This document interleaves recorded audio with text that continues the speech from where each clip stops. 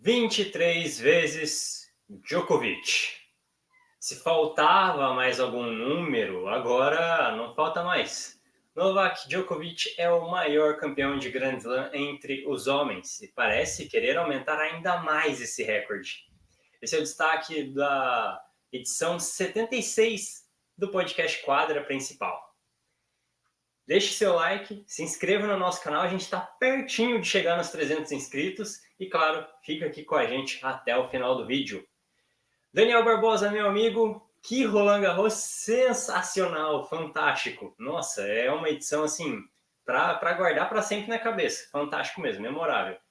E vamos começar falando sobre a final feminina do Major francês. Daqui a pouco a gente vai para o destaque falando do Djokovic, mas vamos falar da chave feminina primeiro, a final feminina, que terminou aí com o terceiro título de Iga Swiatek no saibro parisiense, o seu quarto caneco de Grand Slam. Placar de 6-2, 5-7 e 6-4 na decisão contra Karolina Muchova, num jogo de muitos altos e baixos das duas tenistas, né? Parecia que a Iga ia atropelar a Muchova no início do jogo, mas a tenista tcheca tomou as rédeas da partida no segundo set, venceu. Aí, para o terceiro set, complicou ainda mais o jogo para a Iga. Teve chance de deslanchar, mas no final parece que a experiência da Iga em 4 finais de Grand Slam, mesmo tão jovem, parece que rendeu, né? Falou mais alto, né, Daniel? Salve, salve, meu amigo Lucas, salve, salve, ouvintes, espectadores do podcast Quadra Principal. Roland Garros muito especial, né? Especialmente para nós brasileiros, né? Com ótimas finais e com dois tenistas que venceram o Major francês pela terceira vez. Uma delas, Iga Swiatek. Iga Swiatek que teve uma campanha tranquila, né? A gente pode falar os 3 primeiros jogos com direito a pneu, né? Cristina Buxa, Claire Liu e a Xin Wang, inclusive com a chinesa, teve uma bicicleta, né? Um duplo 6-0. Nas oitavas venceu, jogou apenas 6 games contra a Leslie Tsurenko, né? Vencia por 5 a ucraniana, acabou passando mal e desistiu. Nas quartas de final teve a Coco Gauff, né, que foi a reedição da final do ano passado. E a Iga venceu sem grandes dificuldades. Na semifinal já foi um teste mais duro contra a Bia, né? Já comentamos isso no último podcast, né? Falando da campanha da Bia. E chegamos na final, né? Contra a Karolina Muchova. Um jogo, como você falou, parecia que a Iga venceria com tranquilidade. Abriu 6-2 e 3-0. Então parecia que ia ser uma daquelas vitórias com autoridade da Iga. Porém, a Muchova reagiu, né? Devolveu a quebra atrás ali no início do segundo set, cresceu no jogo, conseguiu outra quebra após dupla falta da Iga, né? E ali no final do set, né, sacou para 5-4, foi quebrada, conseguiu a nova quebra, e aí finalmente fechou o set, né? Sacou para o set em 6-5 e fechou o set em 7-5. E a Tcheca conquistou no terceiro set os 8 primeiros pontos, quebrou o saque da Iga, abriu 2-0. Parecia que a coisa tá embaçando para a polonesa, né? Mas aí a Iga mostrou porque é a número 1 do mundo, né? Ela conseguiu voltar para o jogo, devolveu a quebra no quarto game. A Muchova até conseguiu uma nova quebra no sétimo game, a Iga imediatamente devolveu a quebra. E aí no final ela confirmou o saque, a Iga confirmou o saque no novo game e aí obrigou a Muchova a confirmar no game seguinte, né? Colocou a tcheca ali com as costas na parede, né? E aí ela sentiu, né, o peso de se manter no jogo. A Iga mostrou porque é a número 1 do mundo, né? A tcheca acabou errando uma bola direita e cometeu uma dupla falta ali, dando título para a Iga, né? Acabou terminando meio que no anticlímax, né, com dupla falta. Mas seja como for, a Iga venceu o seu terceiro título de Roland Garros, se juntando a Margaret Court, Arantxa Sanchez Vicario, Mônica Seles e Serena Williams, né? Esse seleto grupo tem 3 títulos de Roland Garros na era aberta. E você vê como é muito difícil defender o título, né? No meio francês, porque a Iga é a primeira desde o Xi Renan a defender o título em Paris, né? A Renan que foi tricampeã ali entre 2005 e 2007. E a Iga conseguiu outras marcas interessantes, né? A mais jovem desde Serena Williams a conquistar 4 títulos de Grand Slam e se junta a Mônica Seles e Naomi Osaka. Essas 3 agora venceram suas 4 primeiras finais de Grand Slam. Então, quando a Iga chega na final, ganha 100% de aproveitamento, juntando-se a Osaka e Mônica Seles. Mas vale destacar também a excelente campanha da tcheca Karolina Pova, 26 anos de idade. Começou logo de cara eliminando a Maria Sakkari, né? Desbancou a Sabalenka na semifinal. Chegou ao seu melhor ranking, né? 16º colocado. 16ª colocada. Foi 19 do mundo ali em maio de 2021. Uma tenista que sempre foi talentosíssima. Já era para estar aí no top 20 há bastante tempo, mas sempre sofreu muito com lesões, né? Então, ela nunca conseguiu ter uma grande sequência, conseguiu encaixar esse grande torneio, entrou aí no top 20, né? Esperamos que ela consiga se manter saudável, né? Para que ela possa estar crescendo no ranking. Seria top 10 em caso de título, mas como o Iga como foi campeã, a tcheca não foi campeã, deu Bia Haddad Maia entra pela primeira vez no top 10 do ranking mundial da WTA, terceira sul-americana a conseguir tal feito, igualando a marca de Gabriela Sabatini, que foi número 3 do mundo em 1989, e Paola Soares, número 9 do mundo em 2004. Então essas duas argentinas e a brasileira Beatriz Haddad Maia são as únicas até hoje a serem top 10 no ranking mundial da WTA.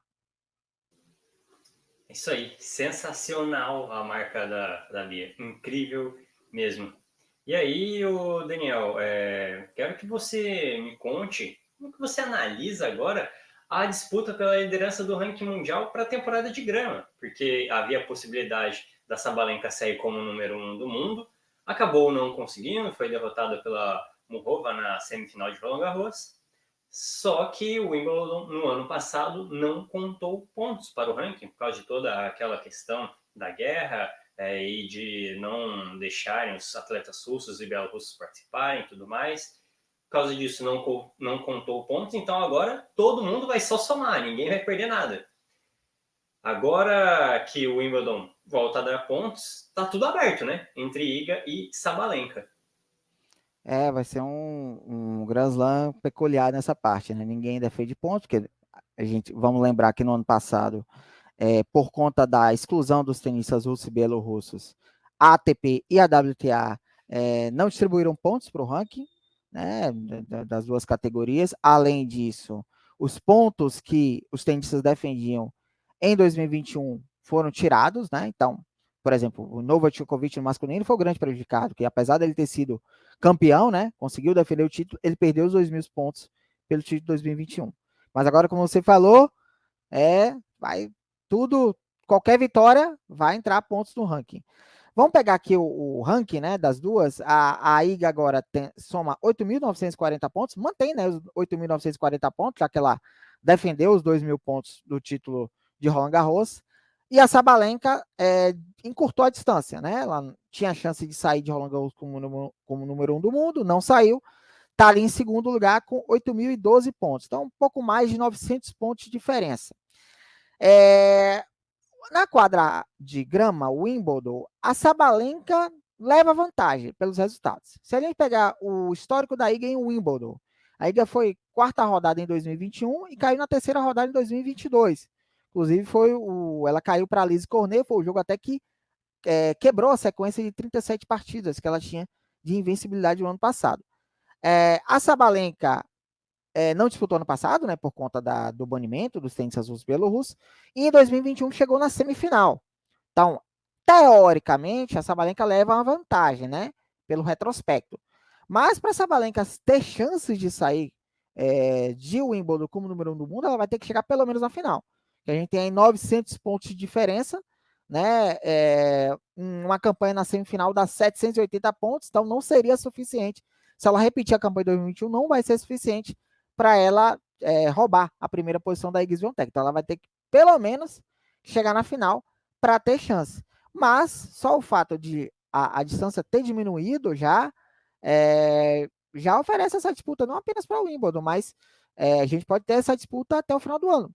Haja vista que Iga defende também o título do US Open lá em setembro, né, em agosto e setembro. Então, eu acho que essa disputa pela liderança do ranking mundial não vai ficar restrito só ao Wimbledon, acho que vai se estender por toda a temporada.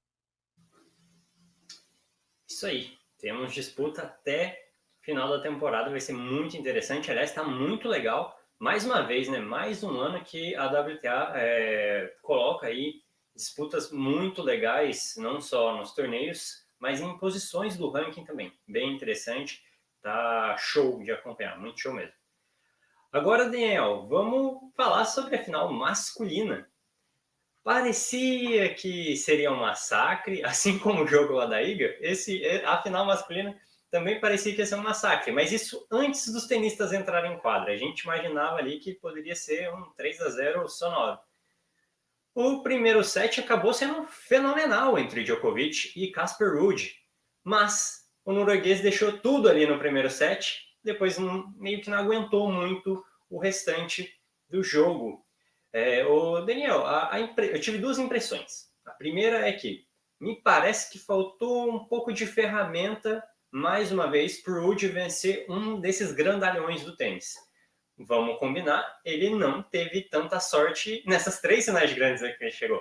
Tem totais méritos, mas ele não teve tanta sorte, né? Pegou aí Nadal, depois Alcaraz e agora Djokovic. E faltou também, talvez, um pouco de físico, um pouco de administração física ali para conseguir competir o jogo inteiro contra o Djokovic, né? O Djokovic que é aquela frase do Roddick. Ele primeiro tira suas pernas e depois ele tira sua alma.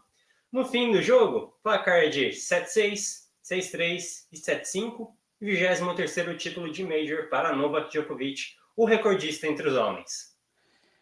É verdade, rapaz. 23 vezes, o campeão dos campeões. Djokovic não é corintiano, né? Mas a gente pode usar o hino do Corinthians aqui, né? O campeão dos campeões. Só o hino mesmo, viu? 23 títulos aí. Vamos passar, eu gosto sempre de passar a campanha, né, dos campeões. Passei um pouco a campanha da Iga. Eu passo a campanha do Djokovic também, né? Venceu o Kovacevic na primeira rodada, 3-0. Na segunda rodada, bateu o Fucsovics também 3-0. Na terceira rodada, a gente até projetou na análise das chaves que ele poderia ter um pouco de dificuldade aqui contra o Alejandro Davidovich Fokina. E teve até nos 2 primeiros sets, né? Ele venceu por 3-0, mas os 2 primeiros sets foram decididos no tie-break. E no primeiro set, o Fokina sacou para fechar o set, desperdiçou 7 pontos no segundo set, quando o Djokovic sacava em 5-6. E aí o Djokovic aproveitou, né, aquilo. Você tem que aproveitar a oportunidade. Se não aproveitou, Djokovic vai lá e fecha a porta. Nas oitavas de final, o Djokovic bateu o peruano Juan Pablo Varillas, que fez uma excelente campanha, né? Também por 3-0. Djokovic foi perder o seu primeiro set apenas nas quartas de final contra o russo Karen Khachanov, né? Khachanov venceu o primeiro set por 6-4. Djokovic acabou virando, né? E na semifinal, considerada para muitos, ou para praticamente todo mundo, uma final antecipada, que foi contra o espanhol Carlos Alcaraz. Um jogo que a gente estava esperando esse jogo desde quando saiu a chave, que a gente viu que os dois se encontrariam na semifinal. E o jogo prometia ser, né? Prometia ali que seria decidido em 5 sets. Djokovic vence o primeiro set, o Alcaraz vence o segundo set, 1-1, e aí parecia que, pô, vamos ter 5 sets, vai ser maravilhoso. E aí o Alcaraz, no início do terceiro set, quando vinha num bom momento, que ele tinha acabado de vencer o segundo set, acaba sentindo uma cãibra, né? Ele fala na coletiva, sentiu no braço, depois foi para o corpo todo, né? E aí a gente entra na questão, será que foi uma questão física? Será que foi uma questão mental? Será que o Alcaraz não conseguiu administrar muito bem esse ímpeto, que é um jogador que joga com muita intensidade, né? E ele acabou sentindo mesmo, sentindo a responsabilidade, porque ele veio com status de favorito, né? O primeiro Grand Slam, de fato, ele veio porque a gente pode, ele ganhou o US Open em 2022, mas ali ele não estava como favorito, ele era um dos favoritos ao título, mas o favoritismo estava bem dividido com outros tenistas, né? E agora ele chegou com um favoritismo ainda maior, veio como principal cabeça de chave, né? Vinha vencendo bem os seus adversários. E ele sentiu mesmo, sentiu. E aí você vê, né? Como o Djokovic é indestrutível. Indestrutível. Aí o cara é uma rocha. Porque um capaz jovem, o Djokovic, 36 anos de idade, entrou na mente do Alcaraz. Porque o Alcaraz sempre foi bem fisicamente. É só a gente lembrar o histórico dele, que o Alcaraz sempre, o US Open mesmo, no ano passado, ele venceu vários jogos em 5-7, jogos épicos até, contra o Yannick Sinner, contra o Frances Tiafoe, né? Então, E o Djokovic estava naquela, né? A gente até abordou a preocupação que a gente tinha, né, da questão física do Djokovic, que ele, né, a lesão no cotovelo, e ele conseguiu administrar muito bem. Aí você vê a questão da experiência, né? E na coletiva de imprensa, após esse jogo, o Djokovic até fala que no início de carreira dele, ele também sentia muito essa questão física em Grand Slams. E aí, aproveitando isso, eu fiz até uma pesquisa, né? Que antes do Djokovic ganhar o seu primeiro Grand Slam, lá no Australia Open 2008, os primeiros Grand Slams do Djokovic teve alguns abandonos. No segunda rodada do Roland Garros de 2005, Djokovic abandonou contra o Guillermo Coria ali na metade do terceiro set. Estava 1-1 em sets e Djokovic acabou abandonando. Roland Garros do ano seguinte, 2006, quarta de final, abandono do jogo contra o Nadal, jogo apenas 2 sets. O Wimbledon 2007, na semifinal, abandono contra o Rafael Nadal no meio do terceiro set, estava 1-1 em sets. Então, você vê que ele teve, antes dele vencer o seu primeiro Grand Slam, que era o início de carreira dele, ele também passou por isso, né? Eu acho que é muito uma questão do ímpeto, né? Alcaraz, esse ímpeto jovem, um torneio de 5 sets, você tem que administrar melhor, ainda mais no Saibro, que é uma superfície que tem mais rallies, tem mais trocas de bola, os pontos são mais longos, então o desgaste físico é muito maior. E um jogo dessa magnitude, que não é só a questão física, questão mental, psicológica também, tem uma carga emocional muito grande, o espanhol acabou sucumbindo. E aí prevaleceu o Djokovic. E aí, duas atitudes louváveis dos dois tenistas, eu vou falar aqui. O do Alcaraz, que eu mesmo achei que ele fosse abandonar o jogo. Depois que ele sentiu essa cãibra, ele acabou sacrificando o ponto, né? Ele tomou um game penalty. O público nem entendeu muito bem o funcionamento da regra, mas ela acabou sacrificando o ponto, o game em prol do atendimento médico, mas voltou praticamente não se movimentando nada. Perde o terceiro set por 6-1, recebe um atendimento médico maior, vai ao banheiro, até volta um pouquinho melhor, mas nada suficiente para jogar, né, de forma competitiva contra o Djokovic. Louvável a atitude do Alcaraz de ter ficado até o final, em respeito ao público, em respeito ao seu adversário também, tentou jogar até o final, né? E louvável também a atitude do Djokovic, porque muitos tenistas aí, o cara tá batido, tá mal fisicamente, relaxam, jogam de forma desleixada, e o Djokovic permaneceu focado, concentrado, jogando com seriedade, né? A melhor maneira de você respeitar o adversário é você, mesmo ele batido, você continuar jogando com seriedade. Então, a atitude louvável do Djokovic nesse aspecto. Djokovic, né, acabou indo para a final, e aí vamos falar dessa final contra o Casper Ruud. Olha, Casper Ruud, se a gente pegar as 3 finais, né? Teve a final do US Open contra o Carlos Alcaraz, foi a última, né? Antes dessa, ele perdeu por 3-1. Teve a final de Roland Garros do ano passado, que ele não viu a cor da bola contra o Rafael Nadal, né? Ele jogou contra o seu ídolo, talvez sentiu esse deslumbramento, digamos assim, né? Jogar contra o seu ídolo e tal. Mas nesse jogo, ele jogou bem, cara. A gente pode dizer que o Casper Ruud jogou bem. Mas a gente falava em off, né? Que eu até comentava com o Chico que falta o Casper Ruud esse fator X, né? Na NBA a gente usa essa expressão clutch, né? Que é o cara decisivo. O Casper Ruud jogou bem o jogo, mas falta um golpe mais potente de direita, um golpe mais potente de esquerda, um diferencial do jogo dele, que é para uma arma que ele possa bater ou machucar esses caras. E ele não tem, né? Vamos falar o panorama do jogo aqui. Ele começa muito bem o jogo, quebrando saque após um Djoko Smash. Djokovic devolve a quebra no set game na mesma moeda, né? Após o Ruud errar um smash, né? O Ruud Smash. O set vai pro tie break e o Djokovic atropela. E aí, um dado interessante aqui, Lucas. Todos os tie breaks que o Djokovic disputou no torneio, ele não cometeu nenhum erro não forçado. É impressionante. Ele disputou, vamos fazer o levantamento aqui. Ele disputou tie break na primeira rodada, terceiro set contra o Kovacevic. Na segunda rodada, primeiro set contra o Fucsovics, os 2 primeiros sets contra o Fokina na terceira rodada, nas quartas de final contra o Khachanov no segundo set. Ele vence todos os tie-breaks sem cometer nenhum erro não forçado. Cara, eu não sei se isso aconteceu na história. Se aconteceu, faz muito tempo. Então, na hora decisiva, o cara cresce, né? O cara não é o maior vencedor de Grand Slams à toa, né? O segundo set aí já foi de domínio do Djokovic, ele quebra o game de saque do Ruud logo no segundo game, administra bem a vantagem, né? E no terceiro set, foi equilibrado também, foi 7-5, né? Permaneceu sem quebras a lei até o 11º game, em que aí o Djokovic aproveita e quebra de 0, e aí confirma o seu serviço em seguida. Então, assim, o Casper Ruud fez um bom jogo, mas o bom jogo do Casper Ruud não é suficiente para ganhar do Djokovic.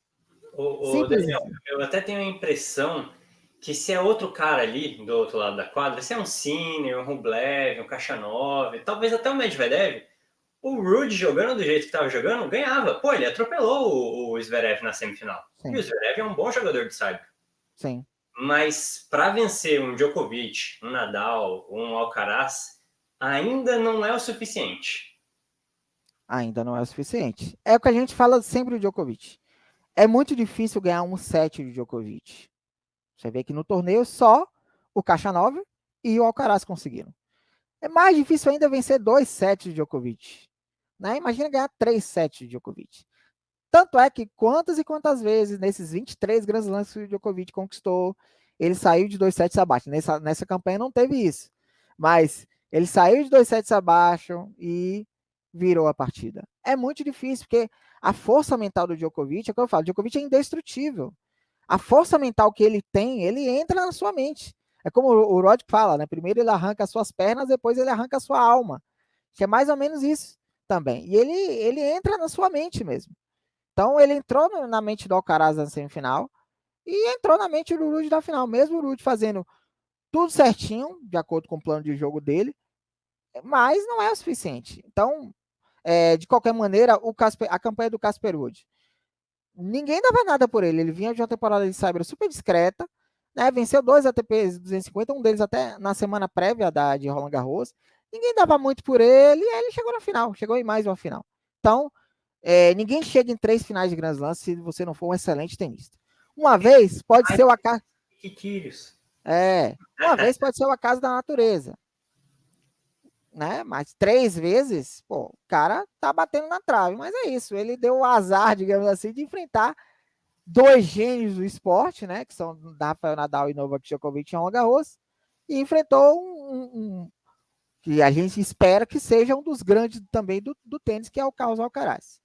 Então, méritos totais para o Novak Djokovic, 23 Grand Slams, e eu já vou cravar aí, 24, viu? Ele vai ganhar o Wimbledon. Vai ser 24-22. Chegou também a 94 títulos como profissional, se igualando a Ivan Lendl. Djokovic agora só está atrás de Roger Federer com 103 títulos como profissional como um todo, né? E o Jimmy Connors com 109. Primeiro jogador na era aberta a ganhar pelo menos 3 títulos em cada um dos Grand Slams do tênis masculino. Esse é Novak Djokovic, né? Um gênio, um dos grandes da história, o maior, né? Agora o maior vencedor de Grand Slams. E olha só, você vê como são as coisas, né? O primeiro Grand Slam do Djokovic foi lá, Australian Open de 2008.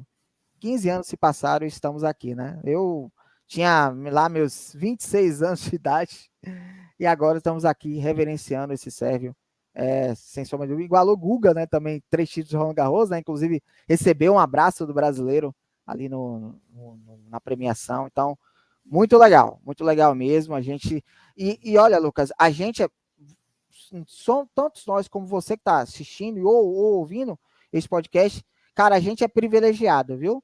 A gente pode ter nossas preferências, ou Federer, ou Nadal, ou Djokovic, mas, cara, a gente é privilegiado de ver a história sendo escrita, cara, da gente ter visto na nossa geração 3 gênios, cara, 3 gênios desse esporte aqui.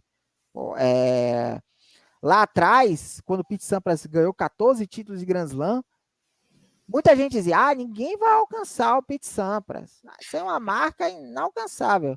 Olha, os 3 pulverizaram o recorde e agora o Djokovic tem tudo para ampliar ainda mais a marca. Tem tudo para colocar o sarrafo lá no acrílico. Pois é, eu vou falar para você, Daniel, nos últimos anos, eu não sou torcedor do Djokovic, acho que quem acompanhou o podcast já sabe disso. Mas me admira muito a fome que ele tem.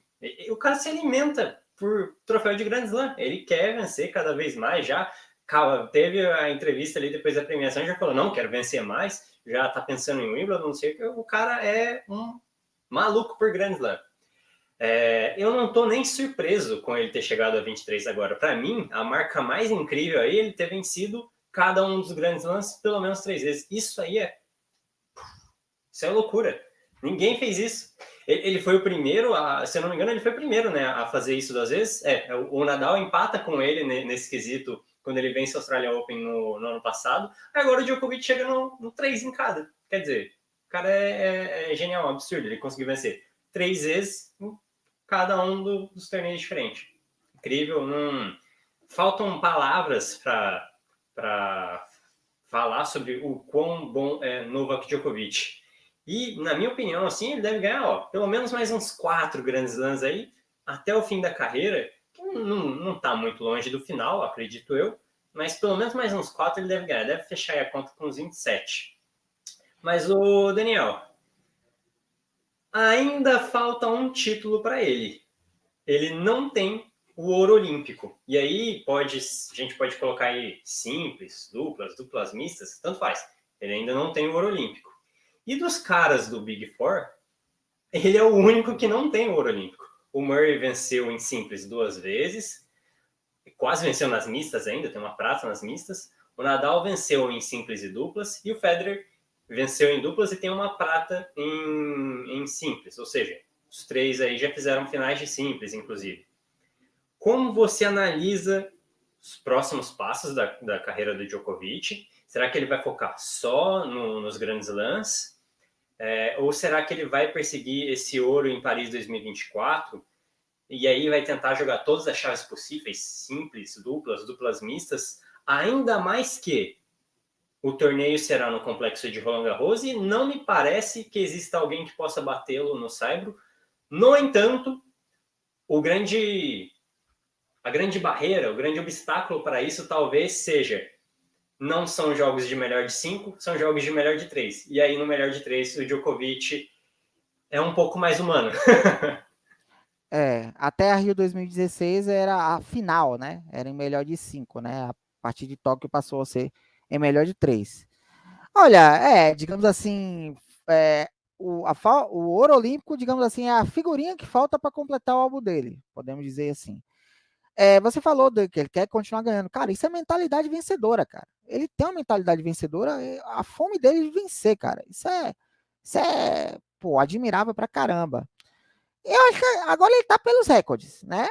Ele conseguiu agora quebrar o recorde de títulos de Grand Slam. Já tinha o recorde de semanas como número 1, agora ele volta, a gente esqueceu de falar, ele volta à liderança do ranking mundial da ATP, 388 semanas como número 1 do mundo, vai chegar a 400, sem sombra de dúvidas. Então ele tá pelos recordes. Agora, qual é o objetivo desse ano? É conquistar o calendário Slam, que ele não tem. O calendário Slam, para quem não sabe, são os 4 títulos de Grand Slam no mesmo ano. Ele já conquistou 4 títulos seguidos de Grand Slam, mas em anos diferentes, né? Que ele conquistou o Wimbledon US Open em 2015 e Australia Open e Roland Garros em 2016. Então, ele tem 4 em sequência, mas em anos diferentes. Então, agora ele quer 4 no mesmo ano, quer enfileirar 2023, né? Então, seria o calendário Slam. Pode tentar novamente o Golden Slam ano que vem, quem sabe, né? Golden Slam é só a Steph Graf que tem esta marca, né? São 4 Grand Slams e a Olimpíada. Ele até flertou com isso em 2021, que ele tinha vencido Australia Open, Roland Garros, o Wimbledon, mas ele acabou perdendo a semifinal da Olimpíada e ele também perdeu também a final do US Open. Então ele ficou perto de bater essa marca. Então ele vai se alimentar dos recordes. Os recordes que ainda faltam. Eu acho que no tênis o principal ele já tem, na minha visão, que são os Grand Slams. Mas ele pode tentar agora. Tem o calendário Slam, tem o Golden Slam que vem. Esse já é mais difícil, né? Bater o número de títulos do profissional, que ele teria que vencer mais 15 para igualar o Jimmy Connors, né? Mas ele pode chegar a 100 títulos, isso é uma marca extremamente palpável. Ele já tá naquela de não jogar tudo quanto é torneio. Ele joga agora os principais torneios, os Grand Slams. Nem todos os Masters 1000 ele tá jogando só os principais, até porque a gente tem que lembrar que ele tá já com 36 anos de idade. A tendência agora aí não é querer zicar, mas é natural do atleta, né, que haja um declínio físico a partir de agora, né? Mas eu imagino que... Mas a gente viu esse torneio que ele conseguiu administrar muito bem essa questão física, né?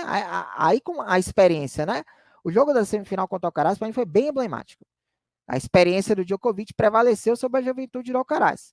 Todo o vigor físico do Alcaraz e tal, ele sucumbiu para o Djokovic. Então, aí vai depender muito de como ele vai administrar essa parte física, como essa parte física vai aparecer nesses próximos anos. Né? Então, mas ele tem tudo, né? Se ele conseguir manter, eu acho que nos próximos, essa e a próxima temporada, ele ainda joga em altíssimo nível, na minha visão. Então, ele tem sim tudo para conseguir outros recordes aí. Então, eu não duvido mais não, viu? Não duvido mais não. Então, acho que o recorde principal ele já tem, de semanas como número 1 ele já tem. Então, tem outros aí a serem alcançados. Vamos ver o que acontece aí. Mas, 23 Grand Slams, eu já posso botar, já pode cravar aí. Se nada extraordinário acontecer, né? Se não houver, se os astros não se alinharem de forma diferente, ele conquista o 24º em Wimbledon. E aí o US Open já é um Grand Slam mais aberto, fim de temporada, normalmente, então as coisas se equilibram mais, mas ele pode aí, tem tudo aí para em setembro conquistar esse calendário Slam, que seria também inédito para a carreira dele.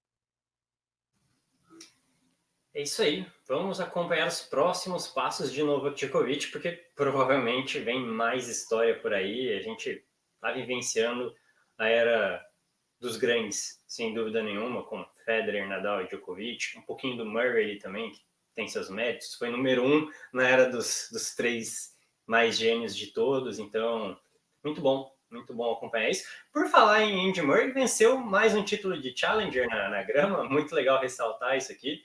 Venceu na Inglaterra.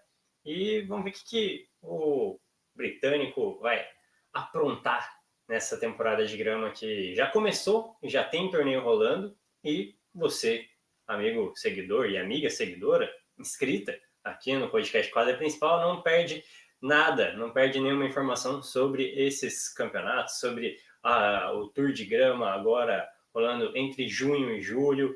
O Wimbledon, a gente vai manter o mesmo esquema de cobertura também, sempre falando dos brasileiros, falando bastante da Bia, principalmente.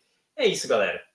Quero agradecer você que acompanhou o Roland Garros com a gente, que estava lá nos shorts assistindo os vídeos dos resultados dos brasileiros. Foi muito legal trazer esse conteúdo para vocês. E se você não é inscrito ainda, pelo amor de Deus, se inscreva aí, isso ajuda muito o nosso trabalho. A gente está chegando perto ali da marca dos 300 inscritos, é uma marca que significa muito para a gente, muito legal ter vocês aqui com a gente. É isso, galera. A gente encerra aqui a cobertura de Roland Garros 2023, já chamando já para o Wimbledon 2023, que já está batendo na porta já. E quero agradecer mais uma vez a parceria do meu amigo Daniel Barbosa. Estamos aí a 76 vídeos aqui no YouTube, muito bom, muito bacana mesmo. E vejo vocês no próximo episódio do podcast Quadra Principal. Até lá!